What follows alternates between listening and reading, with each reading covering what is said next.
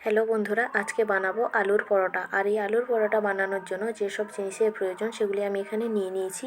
সেদ্ধ করা আলু, পেঁয়াজ কুচি, ধনেপাতা কুচি, লঙ্কা কুচি, জিরে গুঁড়ো এবং এখানে নিব দুটো পাতিলেবু।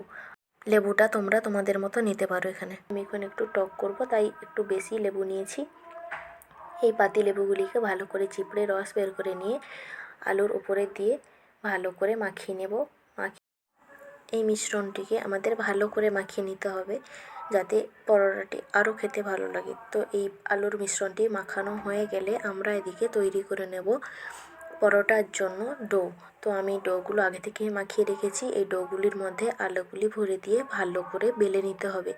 বেলে নিয়ে এই পরোটাটিকে ভালো করে কড়াইতে সেঁকে নিতে হবে। এপিঠ ওপিঠ করে উল্টে পাল্টে ভালো করে সেঁকে নিতে হবে।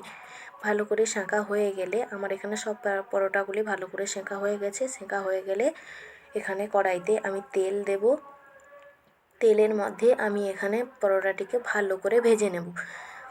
ভালো করে ভাজা হওয়ার জন্য এপিঠ ওপিঠ উল্টে ভালো করে ভাজতে হবে লাল করে। তো তোমরা দেখতে পাচ্ছ এখানে পরোটাটিকে আমি ভালো করে ভেজে নিয়েছি, লাল করে বেশ ভালো করে ভেজে নিয়ে এগুলিকে একটি পাত্রে তুলে নেব।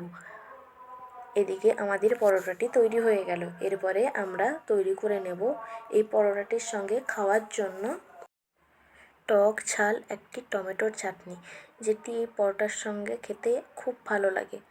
তো তার জন্য আমরা কড়াইতে একটু সর্ষের তেল নিয়ে তাতে কয়েক কোয়া রসুন দিয়ে ভালো করে লাল করে আগে এগুলিকে ভেজে নেব। তো তোমরা চাইলে এগুলিকে আগে থেতো করে নিয়ে তারপরে তোমরা একে তেলে ভেজে নিতে পারো। আমি আগে একে ভেজে নিয়ে তারপরে হাতে ম্যাশ করে দেবো, তাই আগে এগুলিকে ভেজে তুলে নিলাম।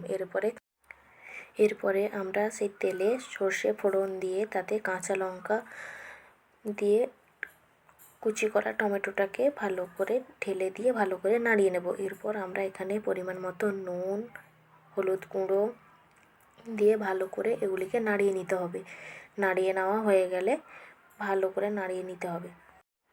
এবার আমরা ভালো করে নেড়ে চেড়ে এবার আমরা এদিকে যে রসুনের কোয়াগুলি ভেজে রেখেছিলাম সেগুলি হাত দিয়ে ভালো করে ম্যাশ করে নেব। ম্যাশ করে নিয়ে এই টমেটোতে ভালো করে দিয়ে এদিক ওদিক খুন্তি দিয়ে নাড়াচাড়া করে আমরা ভালো করে রসুনের পেস্টটাকে মিশিয়ে নেব। মিশিয়ে নিতে হবে এবং ভালো করে টমেটোটাকে ম্যাশ করে দিতে হবে খুন্তির সাহায্যে। এরপরে আমরা এটিকে কিছুক্ষণ ঢাকা দিয়ে ফুটিয়ে নিয়েছিলাম এই টমেটোটিকে। এরপরে তাতে সামান্য জল দিয়ে কিছুক্ষণ ফুটিয়ে নিয়েছি। তৈরি হয়ে গেল আমাদের টমেটোর চাটনি। একে আপনারা পরোটার সঙ্গে সার্ভ করেন। ধন্যবাদ, দেখা হচ্ছে পরের ভিডিওতে।